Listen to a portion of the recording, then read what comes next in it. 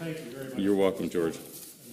I'd like to see you take up Michael's challenge and come to the microphone and offer some comment on the day, if that would be useful. You want to sit with me? Are you sure? Sure, please. And why don't you come on down and really ask yourselves what you've heard today and what kind of reflection you'd like to make. Please identify yourself. And Ray Baxter, Kaiser Permanente, member of the Roundtable.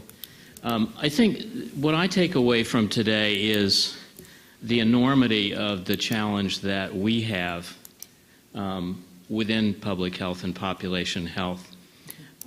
Because I found the discussions and the presentations extremely stimulating. I also think that probably 2/3 of the people we heard from don't understand what we mean by population health. And the examples we had ranged all the way from genetic screening to meeting social needs, from the individual to the society. And that is part of our problem, that all of those in some ways fall under the umbrella. But it just showed me that this is a set of people, all of whom are in health in some way, and who have superb expertise at communications and messaging and mobilization. And yet, to me, there was a very big disconnect on the part of most of them from what I think we think the substance is. So the challenge for us is very much to get a lot clearer than we have been about just what population health is and what it isn't.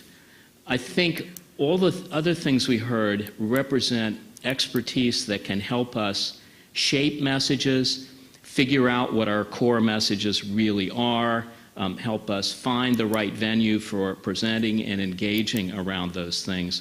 But my takeaway, sadly for me, was that we didn't get the answer. We just got faced again with how big the challenge is. very good. Right up here.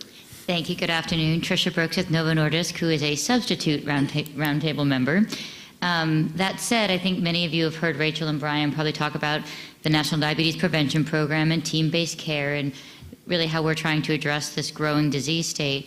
But the reality is, with having something like an evidence-based, community-based lifestyle intervention, which is so great to say you have, if someone can't get there, or someone doesn't have someone to watch their child while they're doing it, or doesn't have access to the food to cook once they learn how to cook it, then all of that will never get that full return on investment. And so, our commitment to be around this table is actually to be part of that solution. And, we often say, you have your life and you have your disease, and your life wins every time. And today it was really, I agree, it left us more questions than not. It probably gave us, it's daunting to think about boiling the ocean, but clearly the life wins. And how do we create an environment that the right choice is an easy choice, and that we're able to find ways to go through these obstacles. So I look forward to tomorrow's discussion, but I thank you for letting me be part of today. Great, thank you. Right over here. Judy Monroe, member of the Roundtable.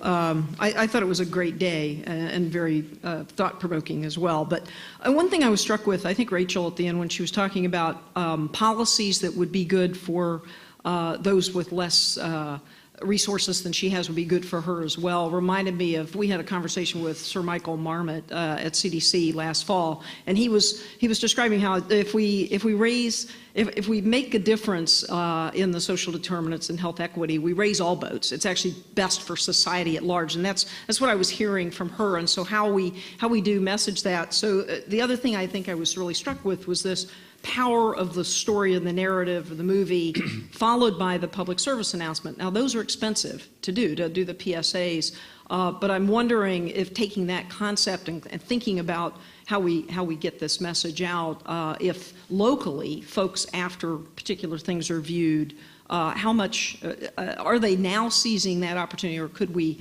deliberately help folks think about seizing that opportunity, maybe with local news, the television or news stations? When I was state health officer, I was able to do some of that, especially after H1N1. I was on maybe for a 2 to 5-minute interview following something that the newscasters had said. So it seems like there might be some opportunity at lower cost, but to spread it out to local communities. And then the last thing that really struck me was exploiting the platforms in the social media. I like that concept, so I think we need to think more about that. Thanks, Judy. Right up here. Just a couple of things. It's funny. I struggled You today need to with. identify yourself. Oh, I'm Jim Nickman, New York State Health Foundation, member of the Roundtable. Are we a roundtable or a work group? Roundtable.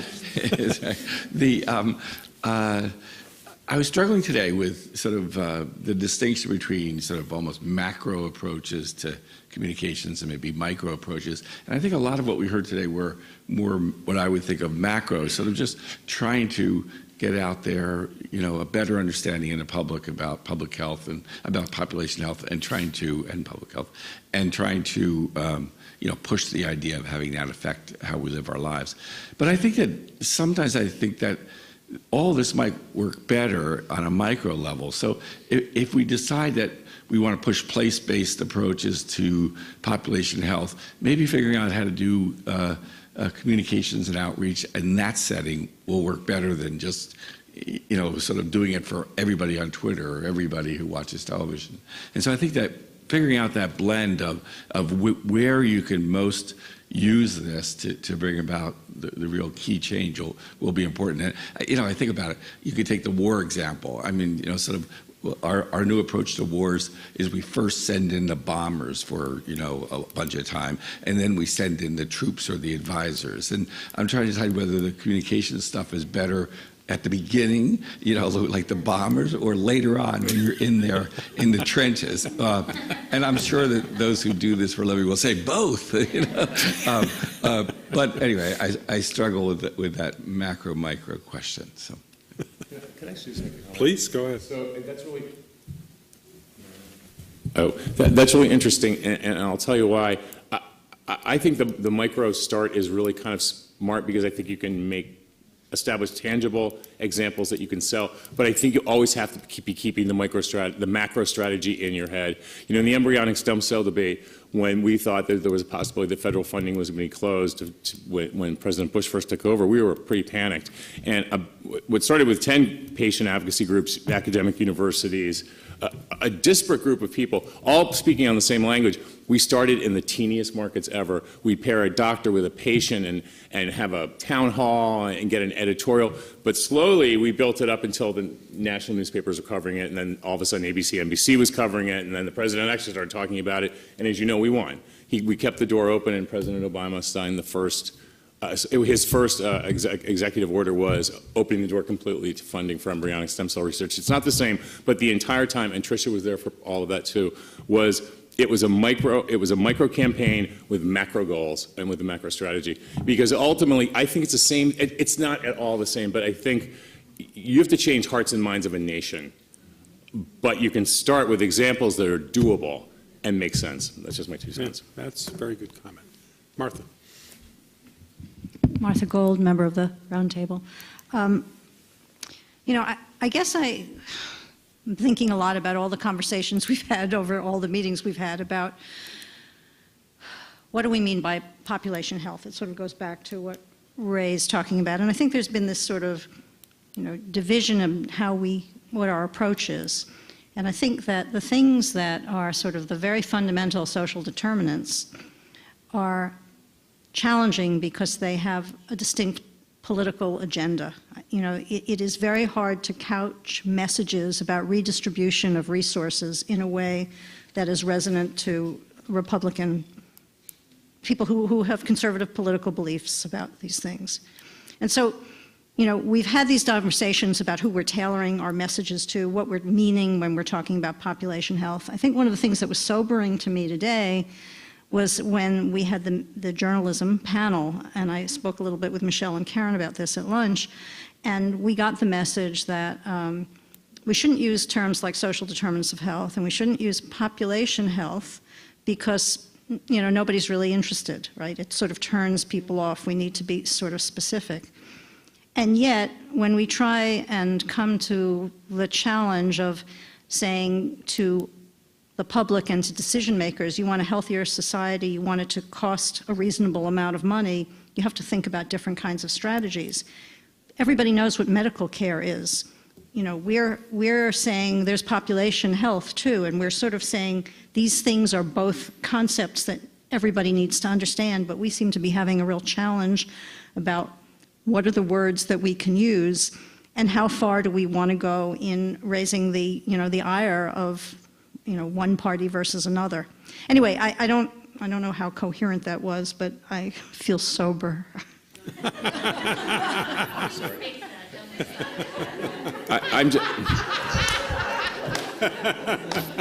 I thought the one, I actually thought my one criticism today was it was all just a little bit too grass tops. It was just a little bit too, let's just go right to the top, and it's not going to work that way, you guys. It's not. The solution to your problem is to put a face on it. The solution to the problem is to have the Milwaukee firemen walk in and go, you know what, if we don't fix this, because you've educated him that way, then my family's, if I don't make a certain amount of money and I don't have access to this stuff, or my children won't down the road, that's what's going to change their minds, because you've got to change that. And then the Republican guy's not going to have a problem with it. But it's going to take him being convinced by the guy. It's all retail. Politics is all retail.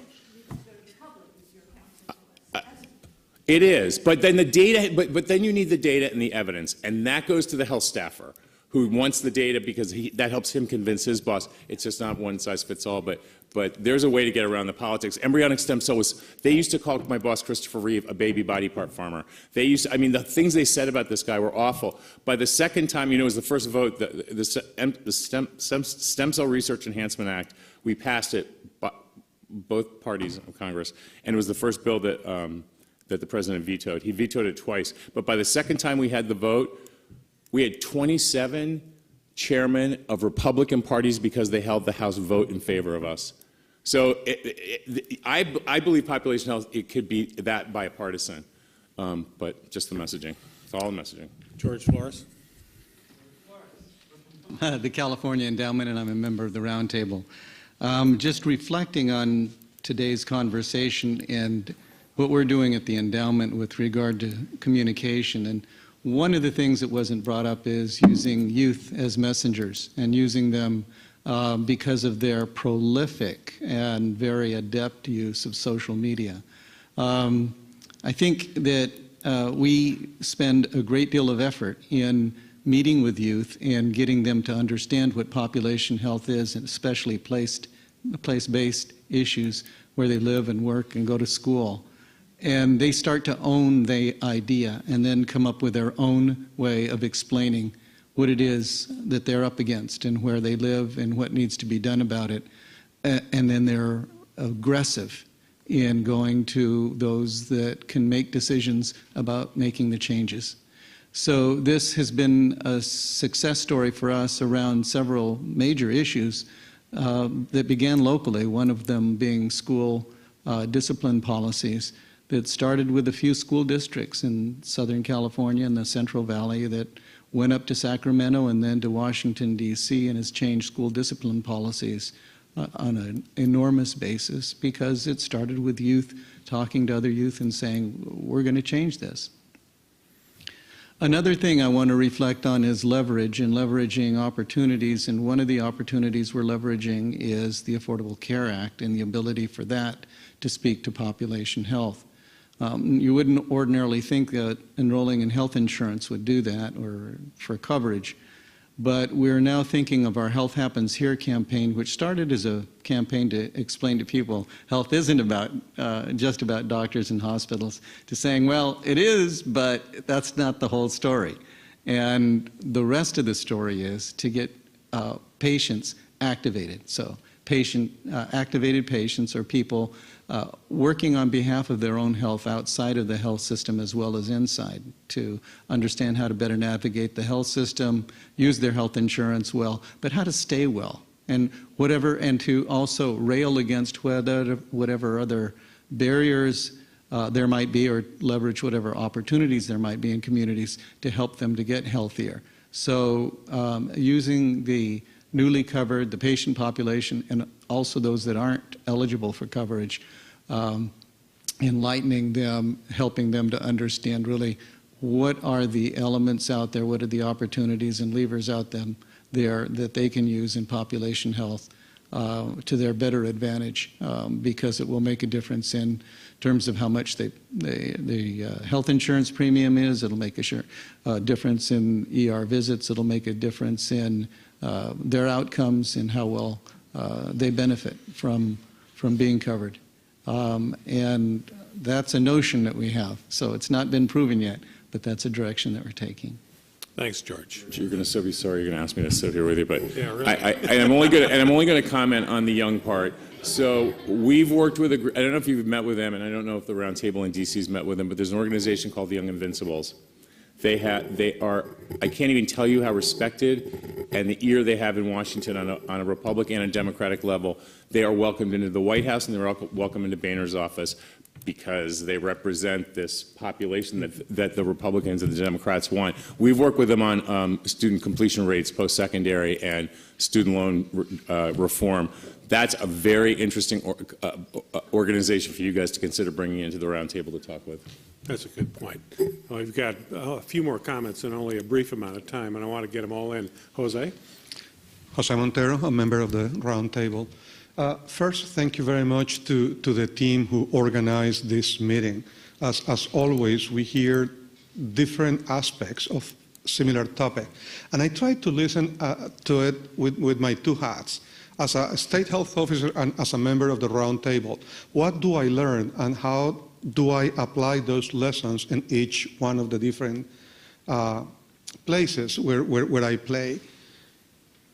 And today I am saying that it is the same message in both places. We need to make sure that we know what our message is, trying to figure out what behaviors we are trying to address and in what audience. That requires that we need to identify examples that you may call the micro and use them, maybe without getting to an agonizing level of detail, and let the other do the reading. That takes us a way of having to use terminology that maybe one party doesn't like and the other doesn't want us to use because it puts them in an awkward position. But sometimes those facts and those terms speak for themselves. So how do we really organize this transition? For us as a round table, who is our target when we're talking about population health? Are we, because the seal of approval of the IOM, trying to target the national policy makers and the 100 key decision makers that we have across the country and get them to translate this message to others? If we can really get the right examples, so we can get them to talk about population health without mentioning it. We know that we have played this in many of our previous lives. I do this, and I shouldn't say this because we are taping it. But this is what we do in our day-to-day work. You have to go to the legislature, you testify, you know who you are talking to, you explain the message in some specific ways. When we look at this in population health, how difficult it is to get the message out so we all understand these examples, following the stories that the journalists showed us, the movies, the clips that were shown, the documentaries, they speak for themselves. How do we allow others to extract the message and amplify it, translate it for us? That is the challenge that maybe we as a roundtable need to address more than trying to get all of the details ready, because that it is an impossible task. Thank you for that comment, Jose. Hi, Brian Sakurada, Novo Nordisk, and also a member of the roundtable. Much like Jose, I was going to talk about just reflection on the day about messaging and targeting and how do we get the story out to the individuals. I do want to say that one of the things I've really enjoyed about being a part of the roundtable is getting to know all of you. All of you have great stories to tell. And I think, how do we take all of you, much like Michael said, how do we take those individual stories and get those out to other people and target the right people that it will make a difference? And I think, like I said, as I look back at the time that we've spent together, that has been probably the most enjoyable part about what I've done, is getting to know all of you guys and all of your great stories and everything successful that you have been able to do. Thank you, Brian. Sonny. So there was just so much today, but I found myself getting really buried in all the segmentations and the messages and the audiences, and it was becoming overwhelming, and kind of I felt like in some sense losing my way, but in the midst of a lot of really good stuff. And then Michael, you came, yeah, getting lost in the donut. But you came and reminded us, I think of some things you said about partnering and thinking about allies. And are we really doing that in the way we continue to be very inward focused in these professionals versus the allies that we need to be having around this table? You also, your administration for community living example reminded me of all but the kitchen sink programs that were going into that. And that we keep thinking there's like one segment or one thing or one message or one, versus this. So population health has really got to be, you know, what Dr. Cornick was saying earlier, all but the kitchen sink programs. And so how are we going to think about it in that way? And then I think the story of the Manhattan Plaza. What was created there is a community that cares about the well-being of the people there. I mean, that's really what population health is about. And you're right, we get focused on what we want to get accomplished versus what do they want to get accomplished. And what do our communities want to get accomplished? And how can we find, I was beginning to feel, again, a little bit the we and us and them kind of approach. And I think you've given us some examples of how can you bring people from different parts of the policymakers' aisles together and back to health as a bipartisan versus we're looking for how we're different versus how can we look for the things we share. Like, we all want to die at home, you know? And what is it going to take for us as a community to get that kind of outcome that we all want? So, thank you. Thank you, Sonny. Yeah, Dave. we should stop on that, but George wiggled his finger at me and told me to get up to the microphone. I saw it. So here I am. And identify yourself. Dave Kindig, co-chair of the roundtable. So 2 quick observations and then a reflection. Observations, listening to the conversation today, sometimes you get the feeling that this roundtable is all about only the social determinants of health, and that's not a good thing to communicate. We're about the multiple determinants of health. There is an appropriate role for medical care. It's the balance that we're about. So that's a clarification. Second, I don't think this needs to be a partisan issue. I think we have to find ways for it, but it's not like some of the other challenging ideologic issues that divide us, and that may be a communications challenge. But anyway, I guess my main reflection is I'm still back with Bob Hornick, who really kind of challenged us that we don't have it down right, like Ray Baxter says, in terms of these outcomes are too broad and they haven't been translated into what are the behaviors that we want which actors to change. And I just take that as another important piece of work for us to do before we can move too much further on the communication front. Thank you, Dave. I don't see anybody else at the microphone. I'll offer a couple of comments of my own. I actually have the same list of comments, Dave, as you do. That's dangerous. We've been working together too long. But to put it in my words, I think the first set of conversations was pretty clear that to communicate effectively, you've got to know clearly what you want to communicate. And I think the work for the roundtable and this large task that we've set ourselves is to figure that out more specifically, or to cause others to do that.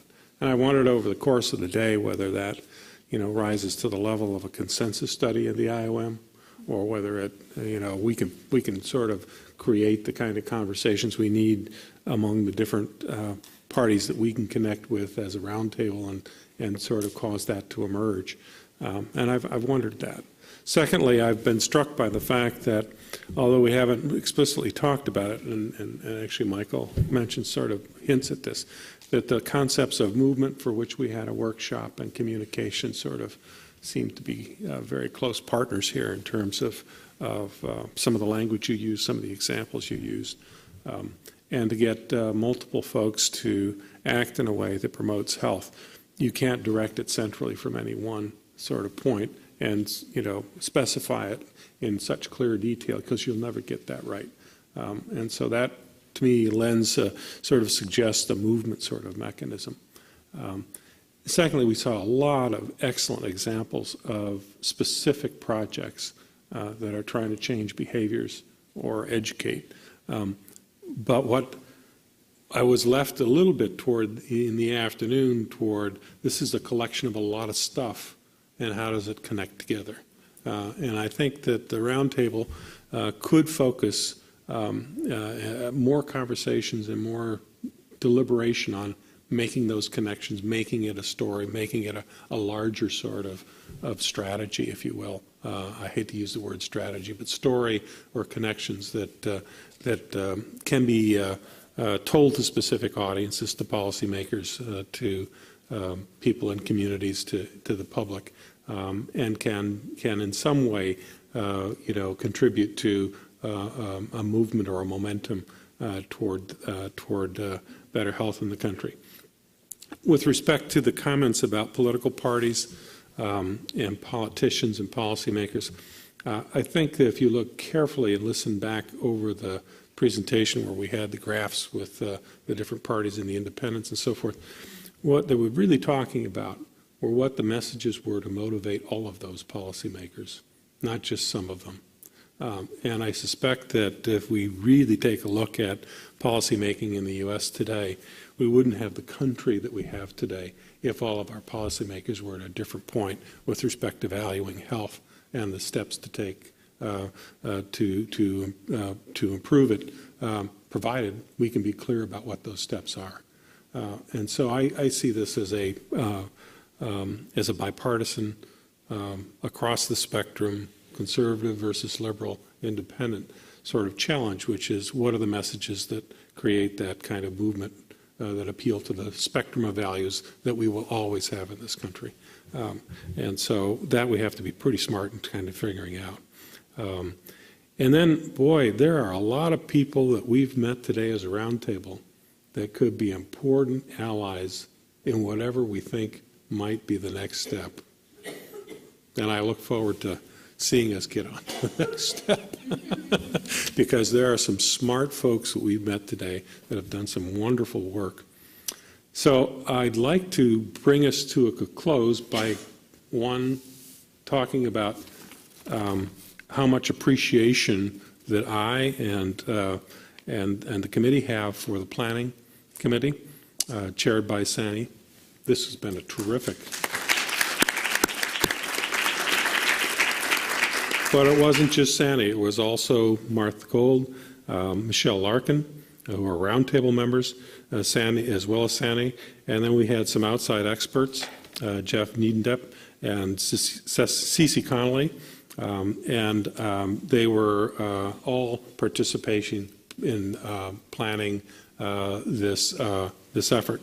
We had a terrific summation and comment at the end, which has been very helpful. I want to thank you, Michael. None of this happens without the IOM staff. Thank you, Alina. Thank you, Drew. Thank you, all of the folks whose name always goes out of my mind when I get to this important point. Well, we've got a terrific team up there in the back row. Thank you very much. And then, in particular, the members of the roundtable and those of you who have joined us today, who we've invited to be here, the speakers, thank you for taking the time to prepare, to travel, to be with us. And then thank you, roundtable members, as well as those of you who have joined us today for participating in an excellent dialogue. So this has been terrific. It's moved us along. And at this point, at just a few minutes over our adjourning time, we are going to adjourn, and thank you so much for joining us. Thank you very much. Really appreciate it. Thank you.